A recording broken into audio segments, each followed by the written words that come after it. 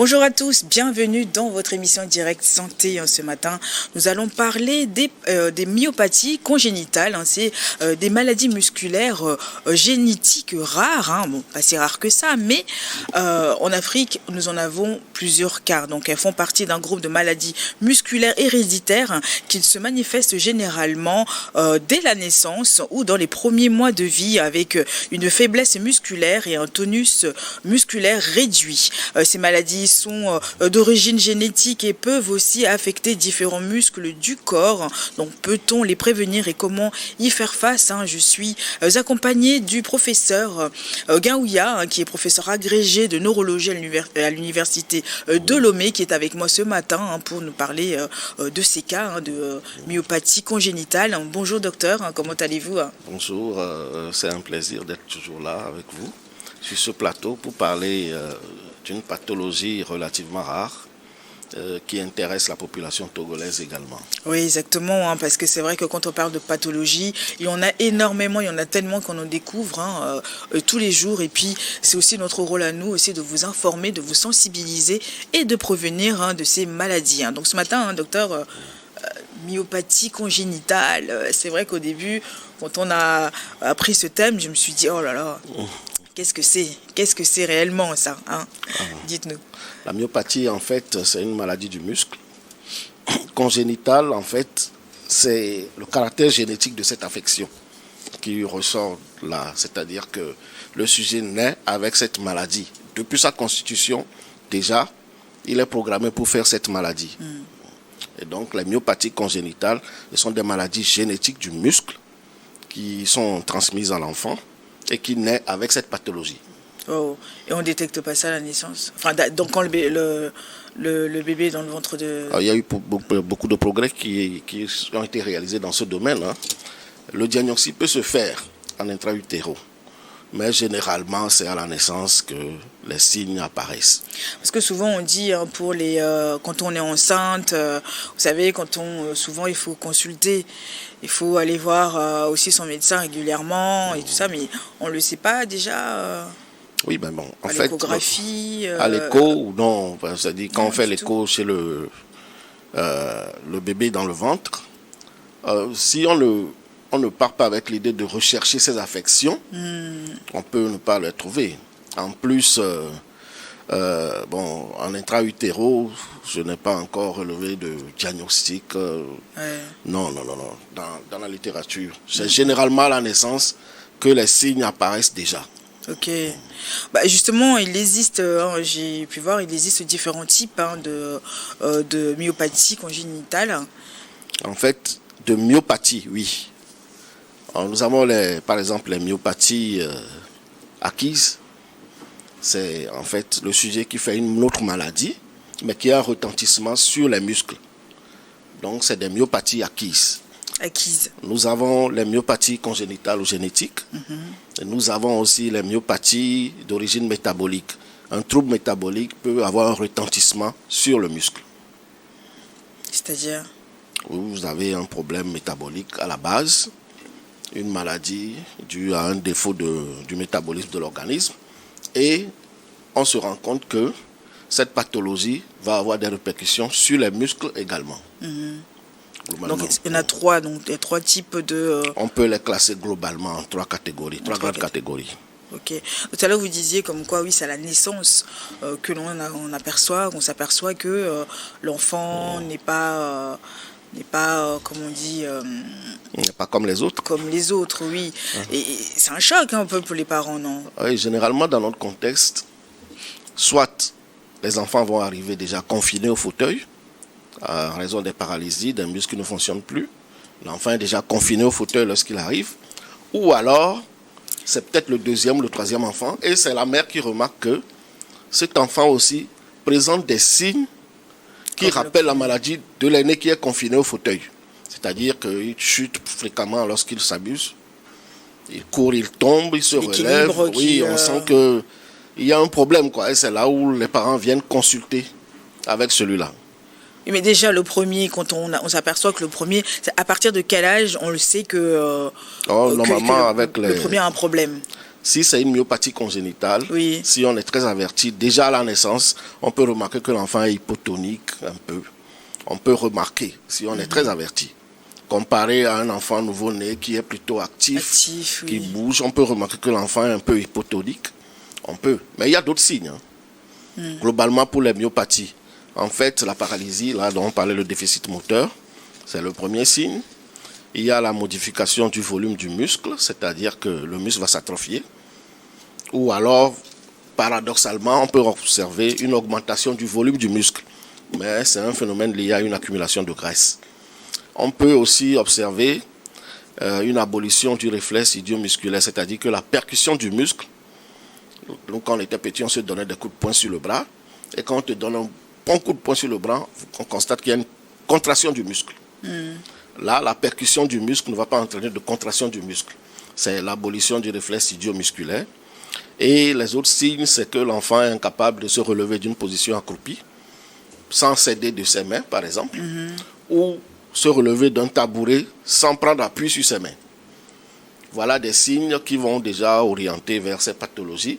En plus, on peut avoir une démarche tentinante, une modification de la courbure du rachis, des enfants qui ne sont plus tout droits quand ils se tiennent debout, qui sont condolés entre griffes, penchés d'un côté. Vous pouvez avoir une aggravation de la syphose. Il va avoir le dos très voûté, ou de la lordose qui va être très prononcée et qui va marcher un peu en dandinant. Donc on parle de la colonne vertébrale, ça. Voilà, puisque c'est les muscles qui nous permettent d'avoir la symétrie. Oui. Et donc quand les muscles deviennent défaillants, le rachis peut se déformer. Voilà des signes qui peuvent orienter vers cette maladie. Donc là, il faut s'en inquiéter. Dès qu'on voit ces signes apparaître, il faut emmener quand même l'enfant. Mais dès la naissance, dès l'accouchement, on ne remarque rien pour le... Oui, l'hypotonie, la faiblesse, l'enfant qui n'est pas très tonique, avec un regard averti, on peut déjà s'orienter vers ces pathologies. Quoique, à la naissance, l'enfant peut être hypotonique s'il est réanimé longtemps, par exemple. Mais bon, s'il est né dans de bonnes conditions, qu'il n'a pas été réanimé, on peut remarquer cette hypotonie déjà chez le nouveau-né. C'est le nouveau-né. Ouais, mais c'est vrai que quand c'est bébé comme ça, on ne se rend pas vraiment compte des différentes maladies, des différents signes, surtout chez les nouveau-nés, parce que c'est vrai que quand ils sont bébés, il y a tellement de... Oui, on est tout content et on ne fait pas attention, on n'est pas vraiment... Et puis c'est vrai qu'on laisse passer, mais... On espère tous, personne ne peut imaginer sur son bébé des pathologies graves. C'est ça. Donc on est très optimiste, on se dit, oh, il va récupérer, il est tout petit. Oui. Ce qui est tout à fait normal.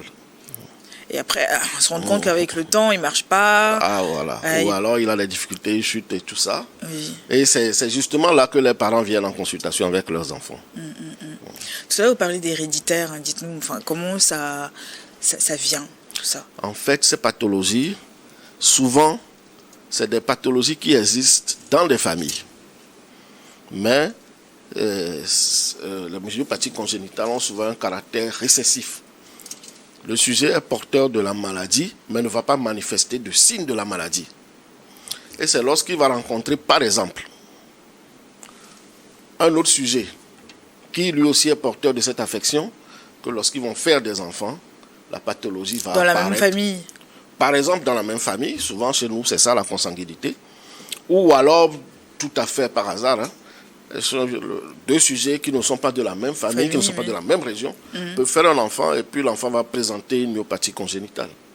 Parce que justement, il a reçu un peu de chaque parent et a fini par développer la maladie. Malheureusement.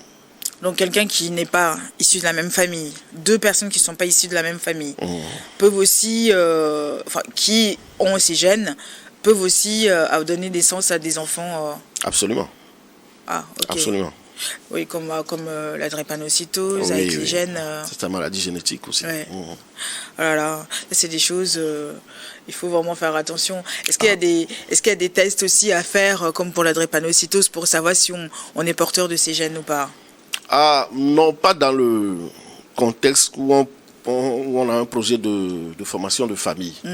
Non, en fait, ce qu'on peut faire, c'est lorsque cette pathologie apparaît chez un enfant, mais c'est déjà trop tard. Avoir recours à un conseil génétique. Le conseil génétique, en fait, vous allez voir un médecin Et en fonction du diagnostic qui a été posé chez l'enfant là, il va pouvoir vous dire, si vous faites encore un enfant, voilà le risque que cet enfant ait cette pathologie aussi. Ah oui, mais bon, on va pas attendre déjà d'avoir un enfant comme ça pour pouvoir se réveiller. Ah ben en fait, c'est des pathologies rares aussi. Il ne faut pas non plus rentrer dans la phobie Oui, mais... de trouver une myopathie partout. Vaut mieux prévenir que guérir. Myopathie génétique, bien sûr. Non, n'est-ce pas? Et qu'est-ce qu'on appelle la dégénérescence, des muscles? En fait, quand on parle de myopathie génétique, c'est que le sujet est programmé pour produire, pour fabriquer du tissu musculaire anormal. Nous savons que le muscle est la structure de notre organisme qui est appelée à subir des forces parfois très intenses. On peut porter des poids très lourds, on peut faire des bras de fer, etc. Et le muscle a cette structure, cette capacité de résister à ces forces très intenses. Ouais. Alors, lorsque le sujet produit du tissu musculaire anormal, ce tissu musculaire va avoir tendance à ne pas pouvoir résister à ces situations et à mourir. Et on va parler de dégénérescence lorsque le tissu est détruit et qu'il meurt. Ok. Et du coup, c'est en dehors des muscles, est-ce qu'il y a d'autres organes qui sont touchés? Oui, bien sûr. Souvent, quand on parle de myopathie, les gens pensent surtout aux muscles squelettiques, c'est-à-dire les muscles qui sont rattachés à nos os. Ben, je rappelle que le cœur est un muscle. Le diaphragme qui nous permet de respirer est un muscle. Les muscles intercostaux qui soulèvent notre thorax à chaque inspiration, à chaque expiration, sont des muscles aussi. Et ces structures peuvent également être touchées. Et c'est ça qui fait la gravité de ces affections. Parce que le sujet peut mourir d'une défaillance cardio-respiratoire en raison de la destruction des muscles, du muscle cardiaque, du diaphragme ou des muscles intercostaux. Ça va loin. Ah oui.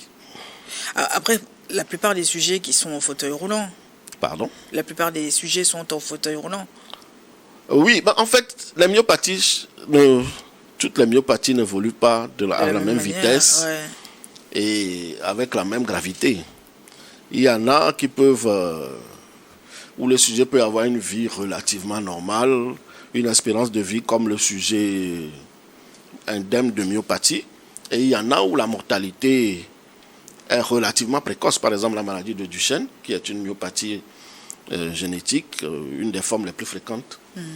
Le sujet est confiné au fauteuil vers l'âge de 10 ans et le décès suivi entre 25 et 30 ans, par exemple. La myopathie de Duchenne et de Becker, par exemple, le sujet meurt vers la cinquantaine. À chaque pathologie, son profil évolutif particulier. Et chaque personne aussi. Parce que c'est vrai que... Et puis la prise en charge aussi. Ça, on va y venir dans la deuxième partie de cette émission. Et tout à l'heure, vous disiez comme quoi c'est vrai que quand l'enfant présente ces signes, c'est là où les parents ramènent à l'hôpital pour diagnostiquer cette maladie-là. Et quel type d'examen vous faites pour pouvoir savoir que c'est vraiment des myopathies Ah oui. Concernant les examens, en tout cas, je vais expliquer les choses comme ceci. Au Togo ou en Afrique noire, où nos moyens sont très limités, l'examen clinique permet déjà de s'orienter vers la myopathie, un prélèvement sanguin pour tester les enzymes musculaires. Parce que lorsque le muscle se détruit, produit une enzyme qu'on peut tester dans le sang. Une enzyme, c'est quoi? En fait, c'est une structure produite par le muscle qui est le fruit de la dégradation de l'activité du muscle. Donc, lorsqu'on teste ces enzymes-là, on va se rendre compte que ces enzymes sont très élevées, plus que la normale. Si nous faisons une activité physique, par exemple, et que nous testons nos enzymes musculaires, on va constater qu'elles vont s'élever un peu. Oui. Mais chez ces sujets-là, au repos, sans activité physique, on constate des taux importants de ces enzymes. Alors, on peut faire aussi, on peut tester l'activité électrique du cœur, on peut faire un bilan respiratoire, ce que nous pouvons faire ici en Afrique. On peut faire tout ça, on peut biopsier le muscle et aller l'analyser en laboratoire pour voir le type d'anomalie qu'il y a dans ce muscle. Ça, on peut le faire en Afrique. C'est vrai que lorsque on est dans un pays nanti où on a plus de moyens, on arrive à faire le test génétique qui permet de mieux catégoriser ces myopathies génétiques, de pouvoir donner un nom à ces myopathies génétiques. Oui. Et il y en a actuellement plus d'une trentaine qui ont été identifiées et qui sont le fruit de deux mutations en fait. Le sujet présente des mutations qui font qu'il va manifester ces genres de pathologies. Et chez nous en Afrique, c'est quel type de myopathie qu'on a ici? Non, c'est difficile à dire parce que nous n'arrivons pas, en raison de nos moyens limités, jusqu'au test génétique. Oui, mais du coup, on ne sait pas ce qu'on soigne alors. On sait que c'est une myopathie, mais, oui, mais on ne peut pas catégoriser ces affections de façon fine. Oui, mais donc ça veut dire que si la personne présente une myopathie acquise, et on va soigner autre chose. Non, si c'est une myopathie acquise, là, on sait que c'est une pathologie qui est derrière. Ouais. Donc, il suffit d'identifier la pathologie, de la traiter, et on aura une régression de la myopathie. Si c'est une myopathie génétique, c'est là où le problème se pose. Ouais. Parce que le test génétique coûte relativement cher. Hein. Nous parlons de tests qui peuvent coûter de 1000 à 1500 €, tout ça. Oui, et ça se fait à l'extérieur. Il faut prélever le sujet, prélever le sang du sujet et l'envoyer à l'extérieur. Oui. Oui. Écoutez, docteur, on va juste marquer un temps de pause pour les informations. On revient après sur le diagnostic des myopathies. Restez avec nous.